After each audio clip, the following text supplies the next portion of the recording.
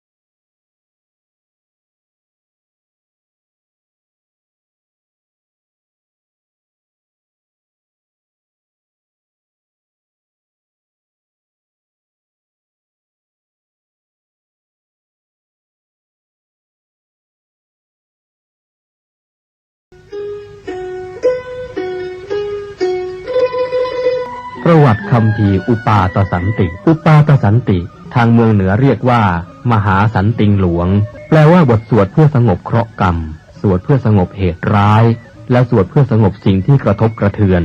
คัมภีร์อุปาตสันติเป็นวรรณกรรมภาษาบาลีของล้านนาไทยแต่งโดยพระมหามังคละศีละวังสะพระเถระนักปราชญ์ของชาวเชียงใหม่รูปหนึ่ง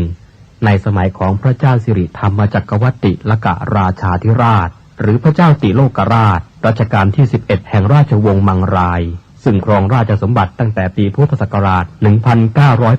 1985ถึงพุทธศักราช2030เป็นพระคาถาล้วนจำนวน271คาถา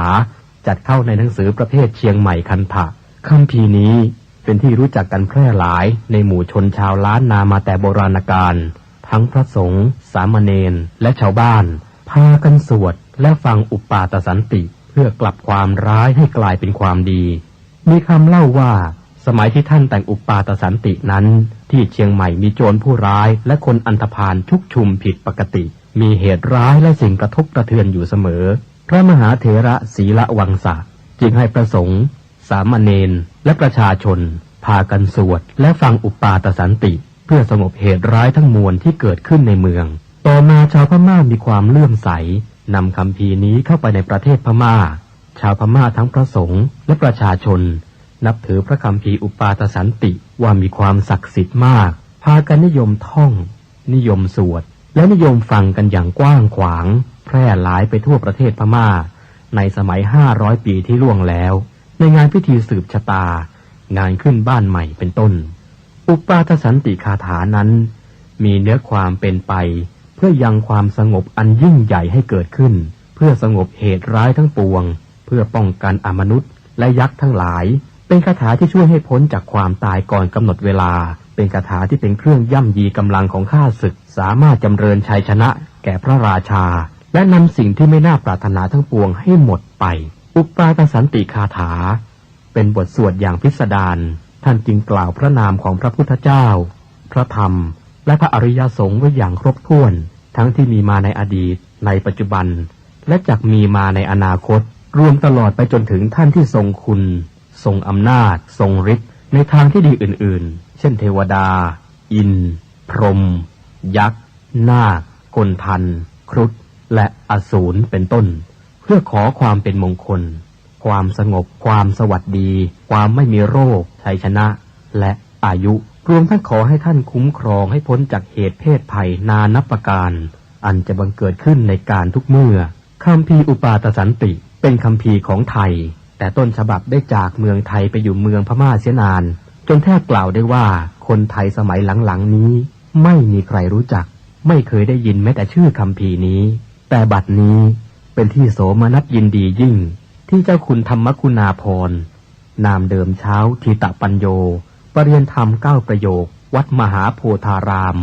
ปากน้ำโพจังหวัดนครสวรรค์ท่านได้ชำระคัมภีร์นี้เป็นภาษาบาลีอักษรไทยเพื่อความสะดวกแก่ผู้อ่านที่ไม่สันทัดภาษาบาลีโดยได้ต้นฉบับภาษาบาลีอักษรพม่าจากท่านพระอาจารย์พัฒทันตะธรรมานันทะมหาเถระอัครมหาบัณฑิตแห่งวัดท่ามะโอจังหวัดลำปางต่อมาเจ้าคุณพระราชยานปรีชาเจ้าคณะเขตดุสิตและคณะสงฆ์วัดราชภาติการามกรุงเทพมหานครได้นำบทสวดอุปาทสันติคาถาสวดถวายแด่พระบาทสมเด็จพระเจ้าอยู่หัวภูมิพลอดุลยเดชมหาราชเนื่องในวโรกาสฉลองกาญจนาภิเษกเป็นครั้งแรกเมื่อวันที่25มกราคมพุทธศักราช2539ซึ่งตรงกับวันกองทัพไทยณเสนาสนะป่าสิริวัฒนวิสุทธิ์อำเภอท่าตะโกจังหวัดนครสวรรค์จึงขอเชิญชวนพุทธศาสนิกชนคนไทยทุกท่านได้ร่วมกันสวดพระคาถานี้ถวายเป็นราชสักการะบูชาแด่พระบาทสมเด็จพระเจ้าอยู่หัวในวโรกาสอันเป็นมหามงคลครั้งนี้และเพื่อยังความสุขสงบอันยิ่งใหญ่ให้แก่แผ่นดินเพื่อความสงบระงับจากภัยพิบัติทั้งปวงและเพื่อความเป็นสิริมงคลแก่ตนเองครอบครัวหมู่คณะชาวไทยและชาวโลกทั้งมวลสรัจฉังสะเสนังสะพันธุงนรินทางปริตตานุภาโวสทารักขตุติภริตวานเมตตังสเมตตาภทานตาอวิคิตจิตตาปริตตังพนันตุสักเขกาเมจรูเปคิริสิขารตเตจันตลิเควิมาเนทีเปรัตเทจะคาเมตรุวนาคาเนเคหวัตทุมให้เขตเตภูมิมาจายันตุเทวาชละทละวิสเมยัคขกันทัพพนาคาติทันตาสันติเกยังมุนิวรวจนังสานทโวเมสุนันตุธรรมัสสวนกาโลยัมปทันตาธรรมัสสวนกาโลยัมปทันตาธรรมัสสวนกาโลยัมปทันตานะโมตัสสะภะคะวะโตอะระหะโต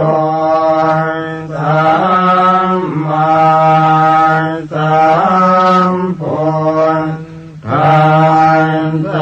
นะโมตัสสะภะคะวะโตอะระหะโตสัมมาสัมพุทธัส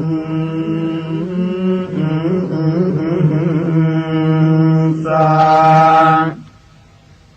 นะโมตัสสะภะคะวะโต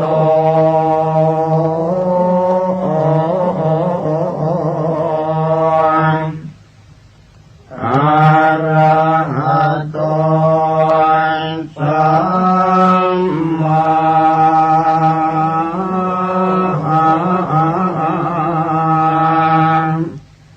สัมพุทธัสสะสัมมาเหติโนโมเจตุโตสัพพพยาสัทธาโสติงกโรตุโนอัฏฐาสิติรัตนานิอาจุกโตจุตินทโรมังกโลนา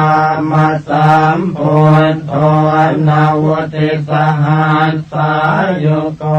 จัปปันนรังปิโยทัสสะสหัสสะโลกธาตุโยภรันตาตาสัจจาเทติเอสะโสทิงกโรตุโนนาวุติรัตโนเปโตสุมโนนามนายโกกัญจนาจรสังกาโสนาวุติสหัสสายุโกอุเปโตปุณตะกุณเนหิสัพพสันตหิเตสะโกกโรตุโนมหาสันติงอารกยัญจะสุขังสัตตาอาสิติรัตโนเพโทสัตติสหัสสะอายุโกเรวะโตนามาสัมพุทโธสัมปโลกตโรมุนิตาสัสริเรเนพัตตาปภามาลาอนุตตราปรันตายโยชเนนิจังสัทธาโสทิงกโรตุโนโมปิโตนามาสัมพุทโธนาวุติสหัสสายุโกสังสารสังกเรสันเตภะหุโมเจติทุกขโตอัตตปัญญาสารตนังอาจุกโตมหามุนิโอภาเสติติสาสัมภาสัทธาโสติงกโรตุโนอโนมัทานสิสัมพุทโธเตชันสิทุรติกัมโมอันตปันนาสรตโนโอภาเสนโตสเทวเกนิพพานปาปะโกโลเกวัสสัสสตสหัสสายุกโรตุโนมหา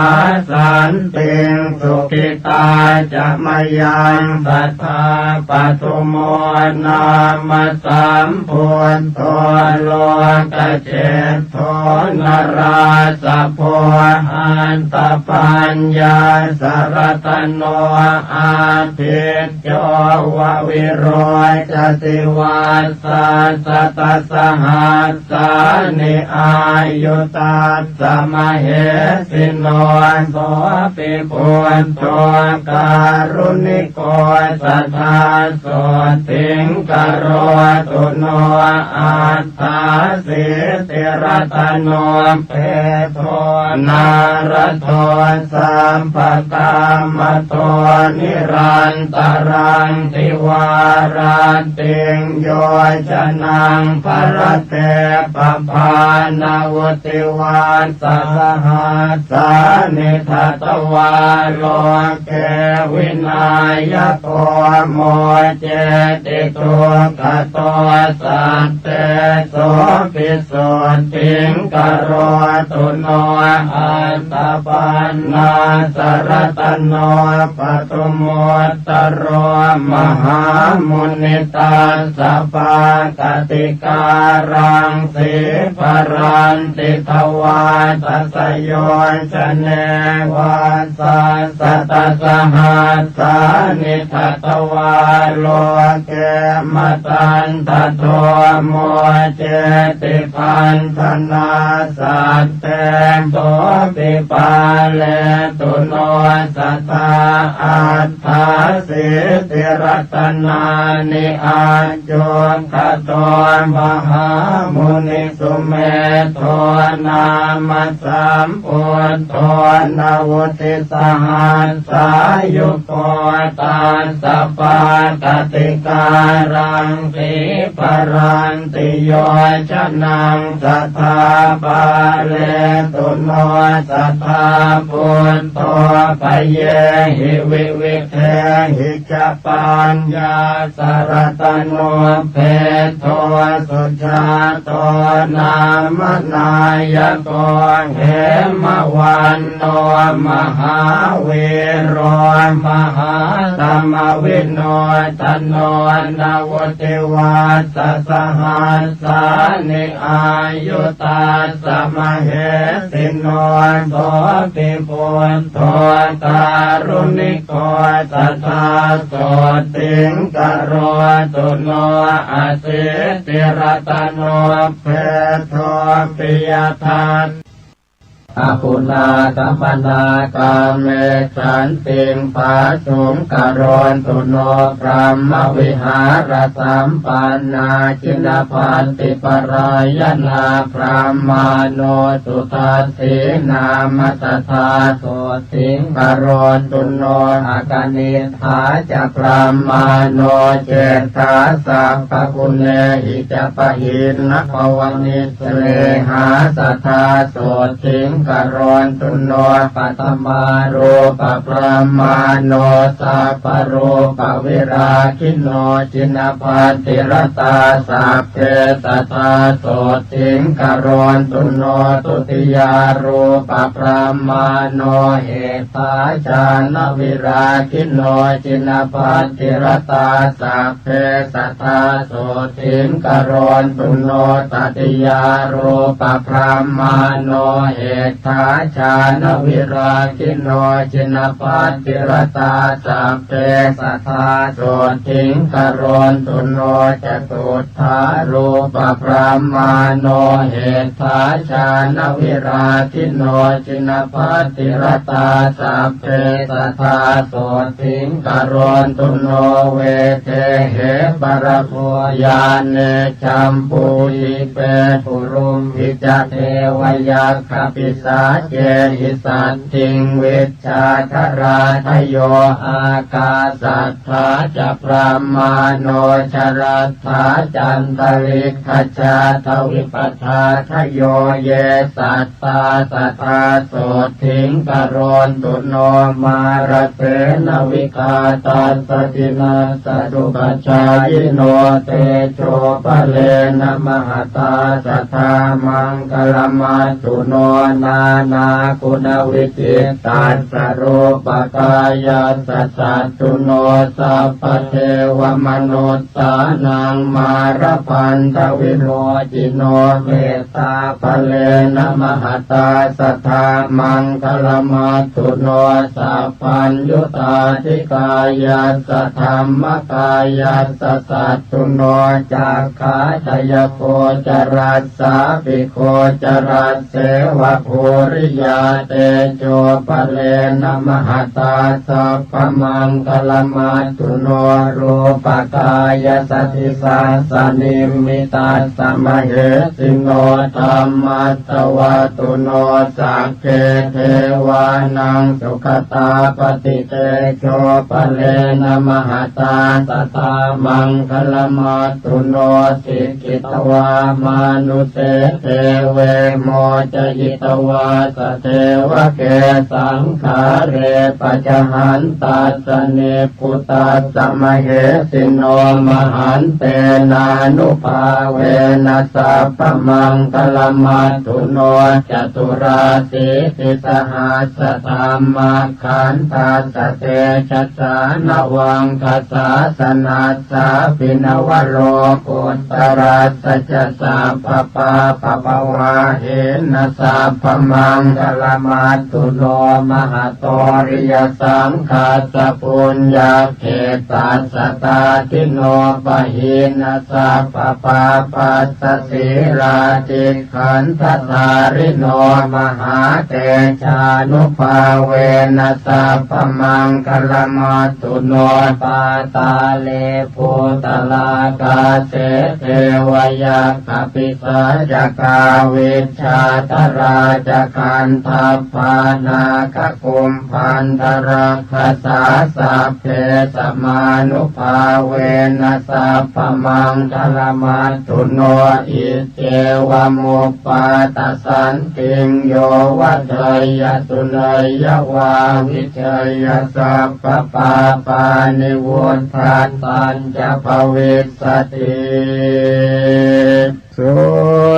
ทิกามโอลเพสุทิงสุขกามโมสุขังละเพอายุกามโมละเพยายมปุนตกามโมละเพสุเตนะตัสสะโรธาภาเทนติวาตาปิตาทิสัมภวะอาการมรณังนันตินาเทววิสมโมสเรนะโจปัตปยังตัสสะโนปิปัตตปยังตถานาสันติทุนนิมิตตานิปาปะตามาติตานิจติขมายุมหาโสติงอารทยัญจะสัทธาภเวโยสุตวาปิมหาสันติงสังฆามังปวิเทนโรวิทะเยเวริโนสัพเพนัสสัจเจหายภิกขุยะเตสัพพทานาปเตปิติงวิปัสสิงนาวคาหติโรเกหินาภิกขุยะเตสวัสตุหิวิวัตเตยาตระเทเสวะโกวะกามปัญหาการังกัสสะทโยอุปปาตสันติโกเสนะสัพเพตันตสมันติเตยโมทิสวัตเตสันติงสัจจิวันจาปยชีวิตังโสโมจเตมหาทุกขา ปะปะติสุขติงสัทธาเทวันทานเนนักเรวานิจโมปายตัสสันติยาปาลกาเทวราชาโนเตจสิริวิวันตนาปัตถปยาปาทิสัญญาตาอุปาตาจันตลิกาจาอินทาติจนิตุมปาตาปาปะกรรมสมุติตาตาภูมปาตาวินาสันติเตชะสุปาตัสสันติยานติทุกขปัตตาจเนทุกขพยาปัตตาจเนพยาโสกปัตตาจเนโสกโหนตุสัพเพติปานิโนเอตาวตาจะอัมเหหิสัมปตังปุญญสัมปทังสัพเพเทวานุโมทันตุสัพพสัมปันติสิทธิยาทานังตทันตุสัพพายสิรังรักขันตุสัพพทาภาวนาภิรตาโหนตุการจันตุเทวตาคตาสัพเพพุทธาภลังปัตตาปัจเจกานันจะยังภลังอรหันตานันจะเตเชนรักขังพันธามิสัพพโสภวตุสัพพมังคลังรักขันตุสัพพเทวตาสัพพพุทธานุภาเวนัสสัทธาโสติภวันตุเตภวตุสัพพมังคลังรักขันตุสัพพเทวตาสัพพธรรมานุภาเวนัสสัทธาโสติภวันตุเตภวตุสัพพมังคลังรักขันตุสัพพเทวตาสัพพสังฆานุภาเวนัสสัทธาโสติภวันตุเตอานุภาพของอุปปาตสันติผู้ใดสวดหรือฟังอุปปาตสันติอันกล่าวแล้วด้วยประการชนี้บุคคลนั้นจะพึงชนะจากสิ่งชั่วร้ายทั้งปวงจะเจริญด้วยคุณ5ประการคืออายุวันนะสุขะพละและปฏิภาณความวิบัติย่อมไม่มาแผ่วพานย่อมได้รับความอิ่มใจในการทุกเมื่อยาพิษและศาสตราวุธย่อมไม่กล้ำกลาย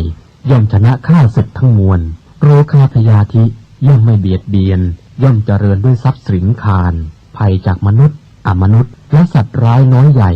ย่อมสงบไปด้วยเสียงแห่งการสวดอุปาทสันติผู้ที่สวดอุปาทสันติแล้วอุทิศให้ผู้ที่ล่วงลับไปก็ดีที่ยังมีชีวิตอยู่ก็ดีจะช่วยให้เขาเหล่านั้นพ้นจากมหันตทุกข์ย่อมเข้าถึงสุขในการทุกเมื่อทวยเทพเทวดาทั้งหลายท้าวพระยามหากษัตริย์ทั้งหลายจักเป็นผู้เจริญด้วยเดชและสิริมงคลด้วยกฤตยานุภาพแห่งพระคาถาอุปปาตสันติเหตุร้ายอันเกิดจากภัยธรรมชาติมีแผ่นดินไหวและน้ำท่วมเป็นต้นเหตุร้ายอันเกิดจากฟากฟ้าเหตุร้ายอันเกิดจากสุริยุปราคาจันทรุปราคาเหตุร้ายอันเกิดจากบาปกรรมเหตุร้ายทั้งปวงจักพินาศไปด้วยเดชแห่งอุปปาตสันติ เ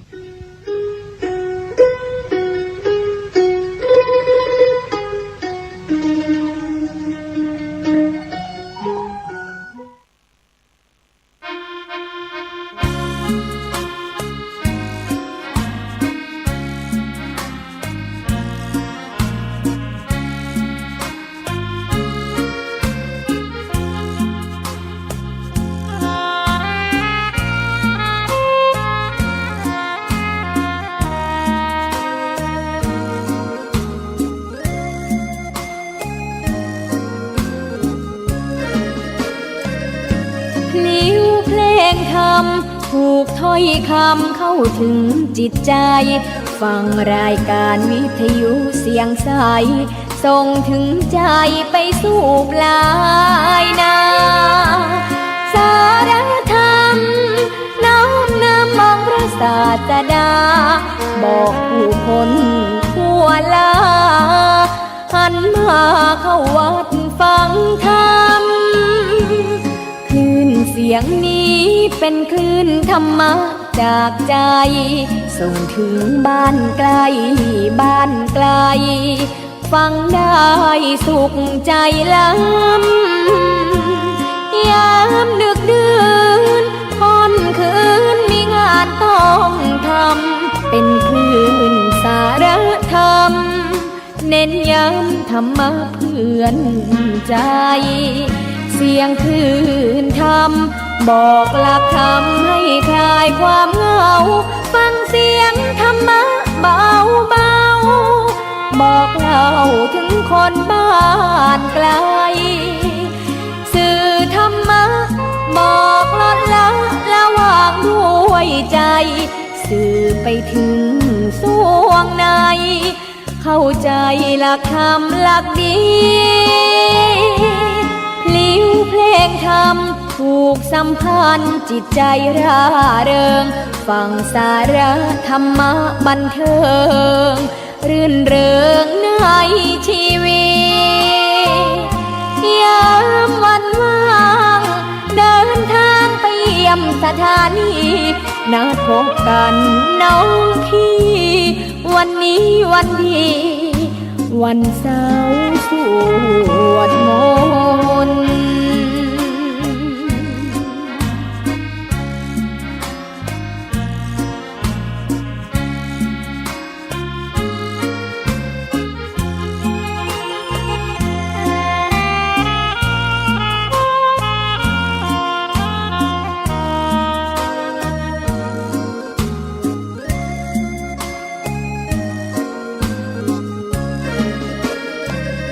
เสียงคลื่นธรรมบอกหลักธรรมให้คลายความเหงาฟังเสียงธรรมะเบาเบาบอกเล่าถึงคนบ้านไกลสื่อธรรมะบอกลดละละวางด้วยใจสื่อไปถึงสวงในเข้าใจหลักธรรมหลักดีพลิ้วเพลงธรรมถูกสัมพันธ์จิตใจร่าเริงฟังสาระธรรมะบันเทิงรื่นเริงในชีวิตยามวันว่างเดินทางไปเยี่ยมสถานีนัดพบกันน้องพี่วันนี้วันดี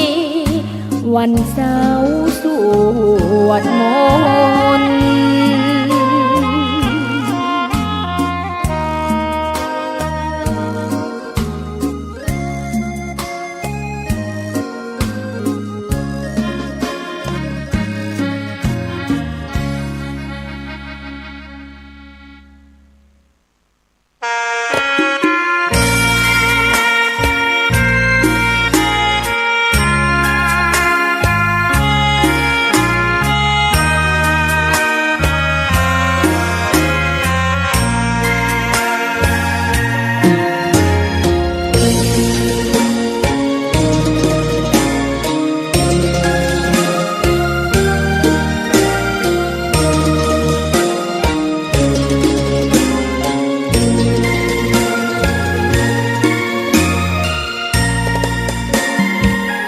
ดอกบัวดอกหนึ่ง